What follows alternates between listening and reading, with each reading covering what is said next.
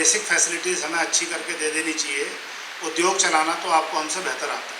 तीन चीज़ें मुझे दिखाई पड़ती हैं कि जिसमें एमएसएमई हमारा कमज़ोर पड़ जाता है। तो जब वही सामान मल्टीनेशनल कंपनियां बना देती हैं तो सस्ता हो जाता है, फ्रूटी की ओर चले जाते हैं, कोल्ड ड्रिंक की ओर चले जाते हैं, तो उसमें पता नहीं क्या क्या मिला होता है, लेकिन उसमें आकर्षण भी आता है, सस्ता भी होता है। दो केवल रेट हैं, एक मेरिट आइटम्स के हैं जिसको हम लोग डेली यूज़ के लिए कह रहे हैं, और एक कह रहे हैं 18% और रेस्ट जो है 12% और 28% को एबॉलिश कर दिया। हमारे बड़े इंडस्ट्रीज़ को तो भी आएंगी और छोटे और मध्यम और लघु को भी आएंगी। 22 सितंबर से पहले वो HSN में फॉल कर रहा था जिसका रेट ऑफ टैक्स क्या था, और 22 सितंबर के बाद क्या वही HSN किस रेट ऑफ टैक्स में फॉल करता है। यानी कि कल तक तो हम टैक्सेबल आइटम बेच रहे थे 5% और आज अचानक से 0 हो गया। 28% है टोबैको, सिगरेट, पान मसाला, बीड़ी पर कर की दर कम हुई है। 10 लाख से ऊपर के रिफंड पर ऊपर अप्रूवल जाता है और अप्रूवल के बाद वो फाइल नीचे आती है, जो समय लगता है वो होता है। ये है जो कि हम रोज़मर्रा की जो हमारी ज़िंदगी होती है, जो हमारे जो कार्यालय के समय होते हैं, उस पर भी हम आप लोगों से बातचीत लगातार करते रहते हैं। आपने बहुत सी समस्याओं के बारे में यहाँ पर बताया और हमसे अपेक्षा की जाती है कि हम समाधान दें। तो मैं ये कहना चाहूँगा कि कुछ चीज़ें ऐसी हैं जो नीतिगत विषय हैं, जिनका समाधान नीति निर्माता जो हमारे हैं उनके स्तर से किया जाना है। लेकिन कुछ विषय ऐसे हैं जो कि हमारे क्षेत्रीय स्तर पर जिनको किया जा सकता है, क्योंकि मैं SDM होने के साथ साथ RM सिडकुल का भी कार्य संभाल रहा हूँ और सिडकुल में यहाँ 500 से ज़्यादा हमारे उद्योग पंजीकृत हैं। तो हमने एक छोटा सा प्रयास किया है, जो हमारे साथी यहाँ पर बैठे हैं, गजेंद्र जी बैठे हैं, अनूप जी बैठे हैं, सब लोग, कि हमारा ये मानना है कि हमें एक इंफ्रास्ट्रक्चर और बेसिक फैसिलिटीज़ हमें अच्छी करके दे देनी चाहिए। उद्योग चलाना तो आपको हमसे बेहतर आता है। उसी दिशा में हमने एक प्रयास किया है। पिछले 3 सालों में जो भी आधारभूत ढांचा, चाहे वो सड़क हो, बिजली हो, पानी हो, लाइट हो, सिक्योरिटी हो, उसको हमने उपलब्ध कराने का प्रयास किया है। और जो मेरे पूर्व में इससे साथियों ने बात की, जैसा बंसल साहब ने कहा 143, तो मैं SDM भी हूँ, तो हमने ये भी प्रयास किया कि जो सिंगल विंडो में रजिस्ट्रेशन करने के बाद हमारे पास ऐसे केसेस आते हैं जो कि 143 के लिए लैंड यूज़ चेंज कराने के लिए, तो उनको हम त्वरित गति से, जो भी एक निर्धारित समय होता है उससे हम करते हैं। पुष्कर भाई साहब यहाँ पर बैठे हुए हैं, वो इस बात की गवाही देंगे, मुझे लगता है। उसके अलावा जो हमारे अन्य साथी बैठे हैं वो अपने अपने क्षेत्रों के विषय में बताएंगे, क्योंकि मैं प्रत्यक्ष और अप्रत्यक्ष दोनों रूपों से मैं जुड़ा हुआ हूं, तो बहुत ज़्यादा मैं बातचीत अभी कहूँगा नहीं। आप सब लोगों ने बड़े संयम से पूरे कार्यक्रम को यहाँ पर देखा है और हम विश्वास दिलाते हैं कि आगे भी जो समस्याएं आएंगी, जो हमारे स्तर से जिनका निराकरण होना होगा, हम निश्चित तौर से उनका निराकरण करेंगे। और ऐसी चीज़ें, ऐसी बातें जो हमारे स्तर से निराकरण नहीं हो सकती हैं, उसको भी एक पॉजिटिव रिमार्क के साथ हम आगे भेजेंगे, जिससे कि आपकी समस्याओं का निराकरण हो सके। तो इन्हीं बातों के साथ मैं अपनी वाणी को विराम देता हूँ। धन्यवाद। प्रेम जी, आज इस कार्यक्रम में आपने 2 महत्वपूर्ण सामग्री हमारे सामने रखी है। पहला एक MSME का पानी और दूसरा एक मल्टीनेशनल कंपनी का कोल्ड ड्रिंक। तो मैंने ये देखा कि MSME का पानी सबने पिया है, लेकिन मल्टीनेशनल कंपनी का कोल्ड ड्रिंक कम लोगों ने पिया है। तो स्वदेशी के प्रति आकर्षण बढ़ा है। ये तो इस कार्यक्रम की एक खूबसूरती मुझे दिखाई पड़ी है। दूसरा MSME का कार्यक्रम है, तो MSME में जो मैं सबसे बड़ी समस्या देखता हूँ वो इसका मूल्य, इसकी गुणवत्ता और इसका आकर्षण। 3 चीज़ें मुझे दिखाई पड़ती हैं कि जिसमें MSME हमारा कमज़ोर पड़ जाता है। मल्टीनेशनल कंपनियां वही सामान बना देती हैं जो MSME बनता है। तो जब वही सामान मल्टीनेशनल कंपनियां बना देती हैं तो सस्ता हो जाता है, आकर्षक हो जाता है, और जो आकर्षित करने लगता है वो पता नहीं क्यों गुणवत्तापूर्ण भी दिखाई पड़ने लगता है। यद्यपि वास्तविकता शायद उसमें नहीं होती है कि वो गुणवत्तापूर्ण हो। जैसे जब हम बुरांस का जूस पीते हैं, वो हमारे पहाड़ों में छोटी छोटी माइक्रो इंडस्ट्रीज उससे बना रही होती हैं, अच्छा भी होता है, उसमें शुद्ध चीज़ों का इंग्रेडिएंट भी होता है, और बुरांस के फूल की मात्रा भी अधिक होती है, लेकिन उसका आकर्षण कम होता है और शायद मूल्य भी कभी ज़्यादा हो जाता है। तो जहाँ अच्छी गुणवत्ता भी है लेकिन आकर्षण नहीं है और उसका थोड़ा बनावट, उसके बनाने में थोड़ा मूल्य अधिक हो जाता है, तो उसके प्रति हमारा आकर्षण कम हो जाता है।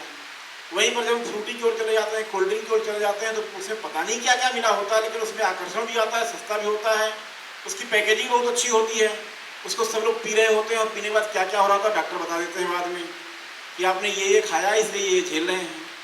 तो ये एमएसएमई को जब तक हम इस कसौटी पर नहीं खड़ा करेंगे, और ख़ास करके तब जब अंतर्राष्ट्रीय व्यापार इतना सुगम और सरल हो चुका है, अभी खाली हम एक विशेष देश की बात छोड़ दें, इतना टैक्स ज़्यादा कर दिया है तो इसलिए वहाँ नहीं जा पाता है।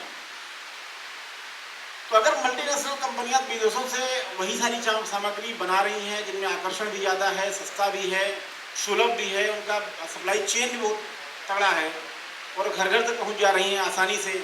आप घर में ब्लिंकिट से मंगाइए और सारी मल्टीनेशनल कंपनियों के सामान आपके घर में पहुंच जा रहे हैं।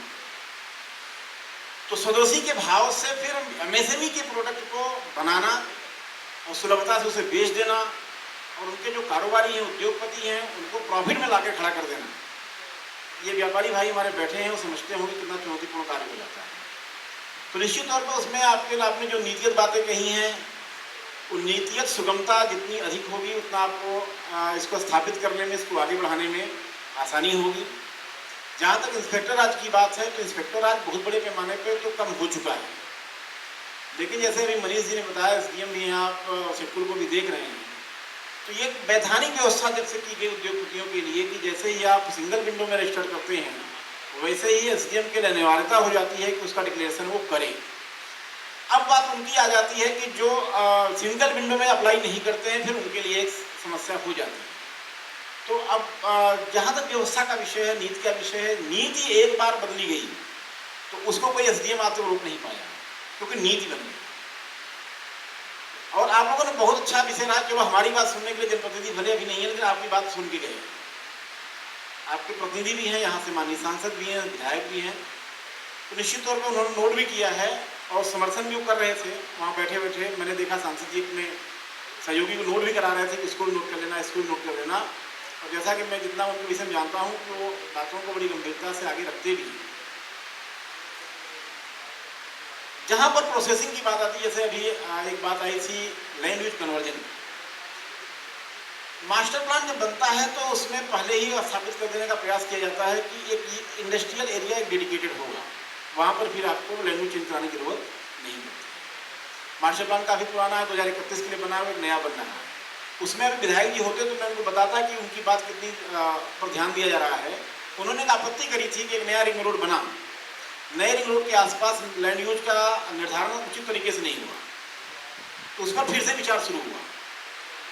चूंकि यहाँ पर सिडकुल के बगल में है, तो सिडकुल के बगल में एक नई इंडस्ट्रियल एरिया तो बनाना उतनी आवश्यकता शायद नहीं दिखाई पड़ती है, लेकिन उनकी जो सब्सिडियरी कंपनियाँ होती हैं, वेयर हाउसेज होते हैं, या उनको सपोर्ट करने के लिए जो जिन चीज़ों की आवश्यकता होती है, उनके लिए हम कैसे रिंग रोड के आसपास चीज़ों को ला सकते हैं, उसको ध्यान में रख के काम किया जा रहा है। अगर हम निर्धारण ही मास्टर प्लान में कर देंगे तो लैंड यूज पे चेंज कराने की आवश्यकता ही नहीं होगी, तो न उसकी बदलने के लिए जो समस्याएं आती हैं, न उसका सामना करना पड़ेगा, न शुल्क की व्यवस्था भी आएगी। तो निश्चित तौर पर नीति के विषय पर जो समाधान जितना अधिक हो जाता है, तो अधिकारियों के विवेक से निर्णय लेने की आवश्यकता उतनी कम हो जाती है। तो आपने सही मंच पर सही बात रखी थी और मैं उम्मीद करता हूं कि इसके समाधान भी आपको सही तरीके से जल्दी मिलेंगे।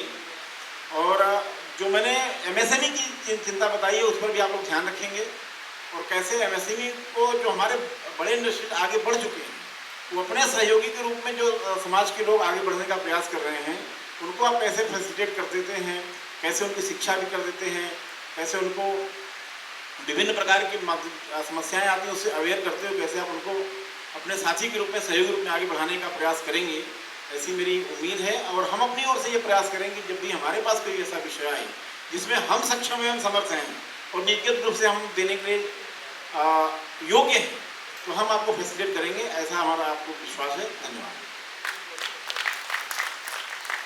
धन्यवाद पंकज जी। मंचस्थ एसपी महोदय, हमारे निकान मिश्रा जी और पंकज उपाध्याय जी, साथ में एसडीएम साहब, मैडम, जोशी। अमर उजाला एमएसएमई के इस कार्यक्रम में अभी लगभग 2 घंटे से जो भी चर्चा चल रही है वो बहुत ही सार्थक चर्चा है। हमारे उद्यमी भाइयों ने जितनी बातें अपनी रखी हैं वो अलग अलग विषयों पर है। मैं बहुत केंद्रित करूंगा, जैसे कि बंसल साहब ने कहा, जीएसटी को। तो एमएसएमई का बहुत बड़ा रोल है हमारी इंडियन इकोनॉमी में, और माइक्रो, स्मॉल और मीडियम इंटरप्राइजेस आप लोग सभी जानते हैं, और पूरे देश भर में ये एक बड़े हर्ष का विषय रहा है कि बहुत जल्दी ही नेक्स्ट जनरेशन जीएसटी, जिसको माननीय प्रधानमंत्री जी ने नेक्स्ट जनरेशन जीएसटी कहा है, और जीएसटी 2.0 के नाम से हम जान रहे हैं, इस पर भी चर्चा शुरू हो गई है कि इसके क्या लाभ हैं और किस तरह से आज 8 वर्षों के भीतर, मतलब 7 वर्ष तो पूरा हो गया है, 8 वर्ष पूरा हो गया, 9वें वर्ष में जीएसटी प्रवेश कर रही है। तो आखिर इतनी जल्दी इस तरह के नए जीएसटी की क्यों आवश्यकता पड़ी? तो इन 8 वर्षों में जो अनुभव हुए हैं, जो कटु अनुभव हुए हैं, ये लगा कि भाई जीएसटी में बहुत सारे कर की दर हैं, और हम लोग जो है जिस तरह के लोकतांत्रिक ढांचे में रह रहे हैं उसमें इतने ज़्यादा कर की दर की आवश्यकता नहीं है। और इसी के लिए प्रयास चल रहे थे, लगभग 1.5 सालों से प्रयास चल रहा है, जैसे नीतिगत जो प्रयास हैं वो चल रहे हैं और फलीभूत भी हो रहा है। ये अब 2 तरह के जीएसटी दर हैं, एक मतलब मेरिट वाला है जिसको 5% का जीएसटी रेट कह रहे हैं, मेरिट के आइटम्स हैं, और एक स्टैंडर्ड रेट है जिसको हम 18% कह रहे हैं। 2 ही रेट है। अब इसमें बहुत ज़्यादा, क्योंकि तकनीकी ये में जाएंगे तो अब ये होगा कि 40% भी है और फिर 3% भी है, 0.10% भी है, कई ऐसे ही हैं, लेकिन नहीं, 2 केवल रेट हैं। एक मेरिट आइटम्स के हैं जिसको हम लोग डेली यूज़ के लिए कह रहे हैं, और एक कह रहे हैं 18%, और रेस्ट जो है 12% और 28% को एबॉलिश कर दिया। तो ये बहुत बड़ा एक सुधार है, जैसा कि सभी हमको लगता है कि इंडस्ट्रीज़ भी इसका वेलकम कर रही है, और आने वाले समय में इसको बहुत जल्दी ही, इस पर भी बहुत सारी प्रतिक्रियाएं हैं कि 22 सितंबर ही क्यों है लैंडमार्क रखा के, ये एक तिथि क्यों रखी गई? 22 सितंबर नवरात्र का समय है और पहले दिन से ही शुरुआत होगी। इसमें कठिनाइयाँ भी आएंगी, आपको अपने लेखों को रखने में कठिनाइयाँ आएंगी, हमारे बड़े इंडस्ट्रीज़ को तो भी आएंगी और छोटे और मध्यम और लघु को भी आएंगी, लेकिन अब इसको करना है, इम्प्लीमेंट करना है तो करना है। इसके लिए हम लोग अब जब डिपार्टमेंट भी है तो इसके लिए आपके साथ मिलकर समन्वय स्थापित करके जो भी कठिनाइयाँ हैं, छोटी मोटी जो कठिनाइयाँ होंगी, लगेगा कि कैसे इसको शुरुआत करनी है, तो उसके लिए भी हम लोग आगे हैं। ये मंच बहुत ही अनुकूल है, और इसके लिए हम 2-3 चीज़ों का बस ये करेंगे कि कभी ये नहीं करना है, आप अपने जीएसटी रेट्स को पहले, यानी कि 22 सितंबर से पहले जो जीएसटी रेट्स है उसका HSN कोड लिख लेना है, उसका जीएसटी रेट लिख लेना है। सबसे इम्पॉर्टेंट है कि जिस भी उत्पाद में आप डील करते हैं उसका HSN कोड, यानी 22 सितंबर से पहले वो HSN में फॉल कर रहा था जिसका रेट ऑफ टैक्स क्या था, और 22 सितंबर के बाद क्या वही HSN किस रेट ऑफ टैक्स में फॉल करता है, इसका ध्यान रखना है। सभी लोगों से अनुरोध है कि जब भी जाइए अपने आगे भी बताइए इसको कि अपने HSN का जरूर ख्याल रखेंगे। क्या है वो HSN पहले 12% में था, अब वो 5 में हो गया है? क्या वो HSN पहले 18% में था, वो 5% में हो गया? क्या वो HSN 28% में था, वो अब 18% में हो गया? तो इसका बहुत ध्यान रखें। जैसे सीमेंट का एग्जाम्पल ले रहे हैं, सीमेंट 28%, अब 18% में हो गया। तो सबसे इंपॉर्टेंट है कि अपने HSN कोड, जो भी उत्पाद हैं, जो भी वस्तुओं में आप डील करते हैं उसका HSN आपको ध्यान रखना है। जो भी सेवाओं में आप डील करते हैं उसका ध्यान रखना है कि किस सेवा में थी। बहुत सारी ऐसी सेवाएं भी हैं जो 18% से 5% हुई हैं, तो इसका ख्याल रखना है। तो इसके लिए मुझे लगता है सभी लोगों ने अपने धीरे धीरे तैयारी कर ली। अभी हमारे पास 1 हफ्ते का समय है, तैयार कर लीजिए। दूसरी बात जो है, जो सबसे महत्वपूर्ण है, कि ऐसे उत्पाद जो कभी टैक्सेबल थे, यानी 21 सितंबर तक टैक्सेबल रहेंगे और 22 से अचानक उसकी स्थिति 0% में हो जाएगी, वो सबसे महत्वपूर्ण है।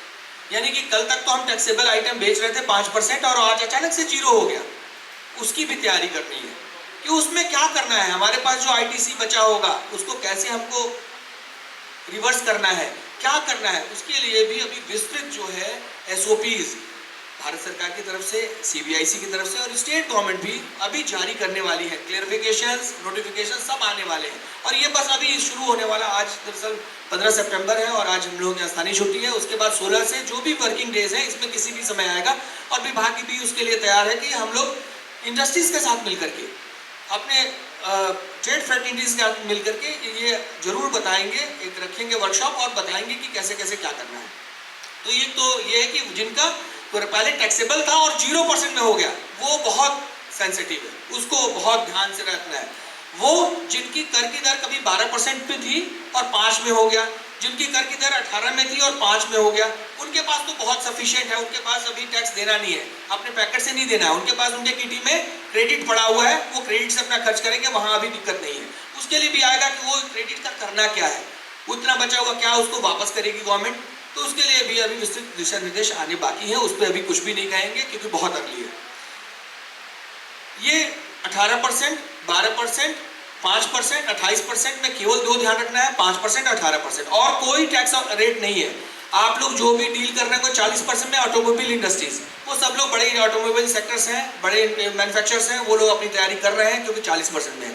जो टोबैको में काम करते थे उनके लिए सेस था, सेस खत्म हो गया है, अब 28% है। टोबैको, सिगरेट, पान मसाला, बीड़ी पर कर की दर कम हुई है, इसको भी लेकर के हम लोग चर्चा करेंगे सारी चीजों पे। तो लग्जरी आइटम्स में क्या चीजें सस्ती होने वाली है जो 28% में थी, जैसे आपके एलईडी है, एसी है, फ्रिज है, ये सब 18% में आ गया।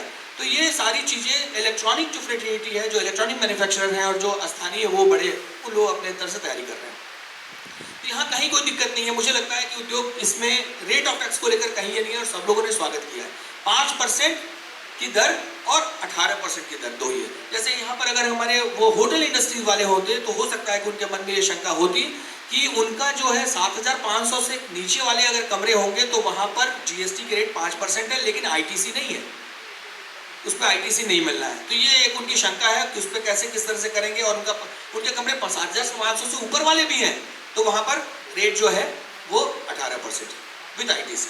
तो वहां पर भी उसका भी समाधान होगा, उसको कैसे करेंगे, कैसे वो अपने लेखों को रखेंगे, कैसे व्यवस्थित करेंगे, किस तरह से वो अपने कस्टमर्स को बताएंगे कि भाई आपका 7,500 से कम है तो आप पर 5% होगा, 7,500 से ऊपर होगा तो 18% होगा। ये रेट ऑफ टैक्स को लेकर के और बहुत इस पर विस्तृत, मतलब मुझे लगता है कि शायद जिस तरह का रैशनलाइजेशन, जिस तरह का सिंप्लीफिकेशन ये जीएसटी 2.0 में हुआ है, बंसल साहब, जैन साहब, मुझे लगता है कि हम लोग उसकी उम्मीद भी नहीं कर सकते। इतनी ज्यादा चर्चा के बाद, 1.5 वर्षों से अथक परिश्रम, इतनी सारी सब कमिटीज पर चर्चा के बाद ये रैशनलाइजेशन हुआ है।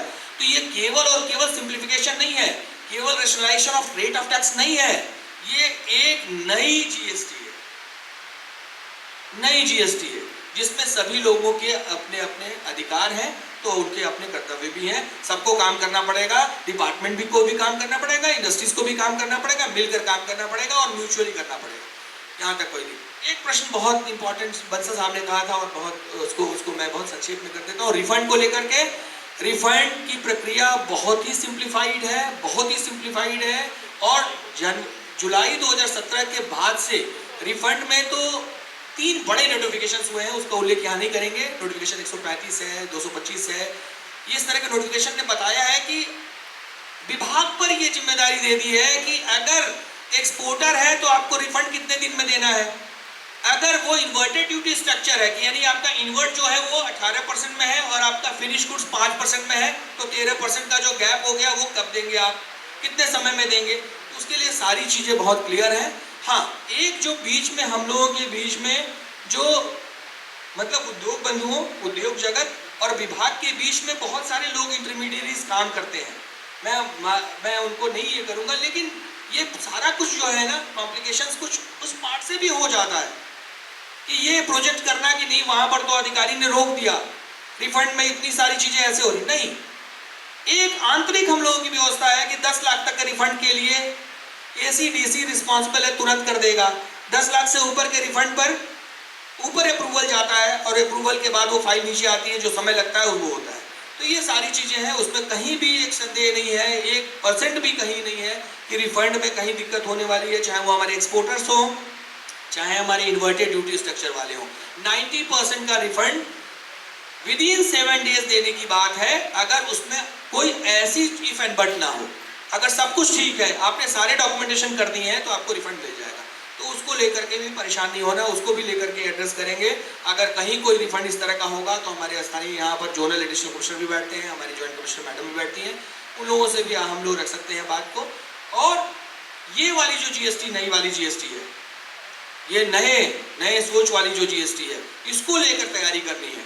अभी जो 21 सितंबर से पहले वाला है उसको तो हमको वैसे ही रखना है, और जो 22 सितंबर से जीएसटी लागू हो रही है उसको लेकर के तैयारी करनी है। और उसके लिए आप लोगों का वेलकम है, आप लोगों का अभिवादन है कि आप आइए, अपनी बात को रखिए कि कहाँ दिक्कत हो रही है। आपको कहीं अकाउंट्स मेंटेनेंस में दिक्कत हो रही है, आपको कहीं क्रेडिट को रखने में दिक्कत हो रहा है, या आपको लग रहा है कि हमारी पुरानी चीज़ें जो है अभी नहीं एड्रेस हुई हैं, तो उनको लेकर के, तो उनको भी एक एक करके जहाँ जहाँ जो भी उचित प्लेटफॉर्म होगा वहाँ रखा जाएगा। इन्हीं सब शब्दों के साथ अमर उजाला को एमएसएमई इस मंथन के लिए सभी लोगों को आमंत्रित करने के लिए, तो वैसे संख्या कम है लेकिन मुझे लगता है कि इसका प्रचार प्रसार इतना होगा कि इसकी उपलब्धियां अभी आप कल के समाचार पत्र में देखेंगे और उससे लाभान्वित लोग होंगे। जो लोग नहीं आए हैं वो भी अपने आप से स्वयं को निराश करेंगे कि मुझे जाना चाहिए था इसे। तो बहुत बहुत धन्यवाद, खास करके मतलब प्रेम प्रकाश सिंह जी और पूरे उनके प्रबंधन को, अमर उजाला के, कि आपने मुझे समय दिया। धन्यवाद, थैंक यू सो मच।